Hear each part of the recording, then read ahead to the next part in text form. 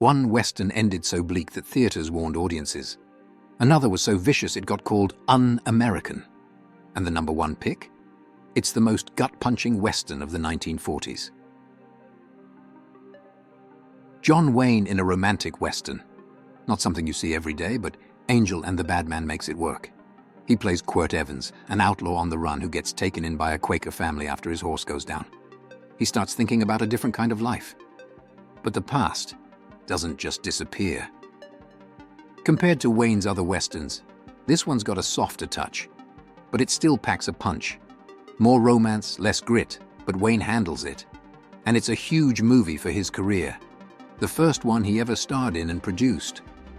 The usual rough, no-nonsense Wayne isn't here, but his take on Quirt Evans is one of his best performances. Raoul Walsh remakes High Sierra as a Western, and somehow it fits better than the original. Joel McCrea plays Wes McQueen, an outlaw looking for one last job. On his way to meet up with his old crew, he steps in to stop a stagecoach robbery. That gets him noticed. The idea of settling down starts creeping in. But once he meets up with his partner, that one last job is back on the table.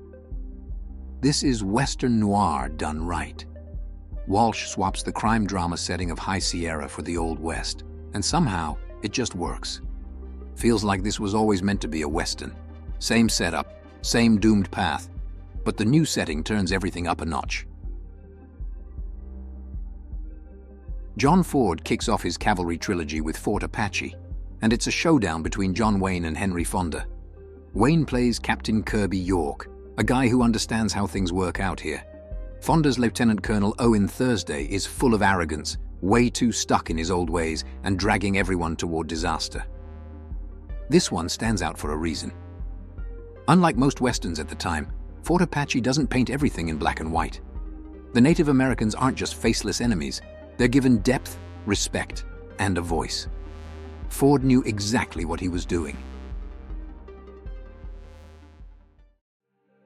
Jennifer Jones stars in Duel in the Sun with a stacked cast. Gregory Peck, Joseph Cotton, Lionel Barrymore. She plays a woman who's had it rough from the start. Her father kills her mother, gets executed, and now she's sent off to live with distant family. But life doesn't get any easier. She's mixed race, gets treated like an outsider everywhere she goes, and even when she thinks she's found something real, nothing goes the way it should. Critics trashed this movie when it came out, but over time, it built up a following.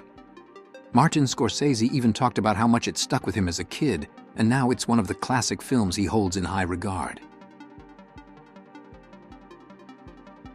John Wayne plays Captain Nathan Brittles, a guy with one last job before retirement. He's supposed to keep two Native American tribes from going to war, but of course nothing goes to plan. Wayne's great in this.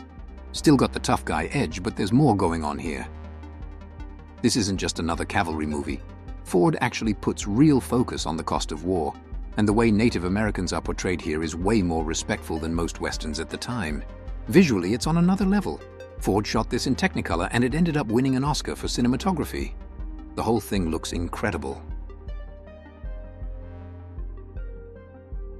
Henry Fonda as Wyatt Earp in My Darling Clementine, one of the best Westerns ever made.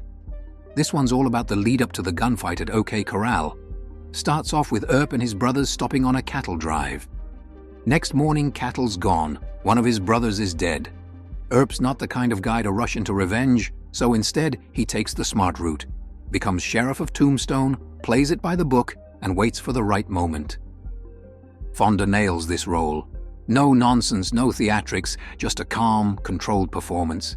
He's got a solid cast backing him up too: Linda Darnell, Victor Mature, Walter Brennan, Ward Bond.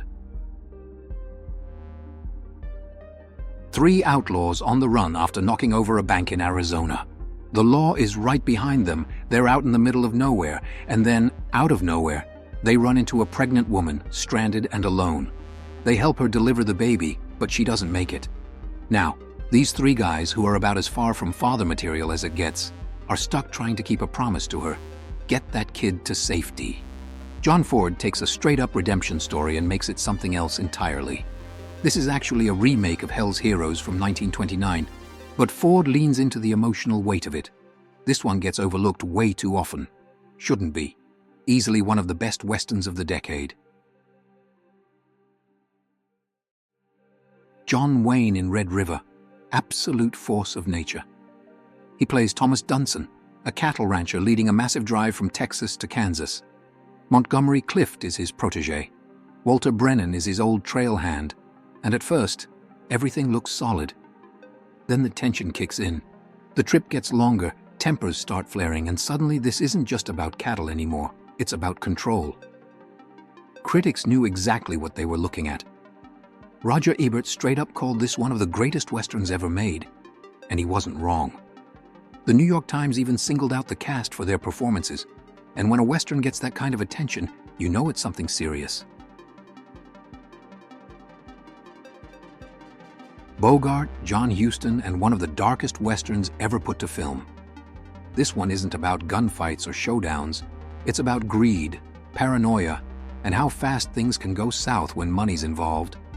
Bogart's playing Fred C. Dobbs, a drifter who teams up with Tim Holt and Walter Huston to dig for gold in the Sierra Madre Mountains. And they actually find it. But that's just where the trouble starts. This is straight-up psychological warfare. It's not about the gold, it's about what it does to people. Huston adapted the 1927 novel into something brutal, something sharp, something that doesn't let up. Bogart is on another level here, completely raw, and Walter Huston took home an Oscar for it. Law's a lot more than words you put in a book, or judges or lawyers or sheriffs you hire to carry it out. It's everything people ever have found out about justice and what's right and wrong. It's the very conscience of humanity.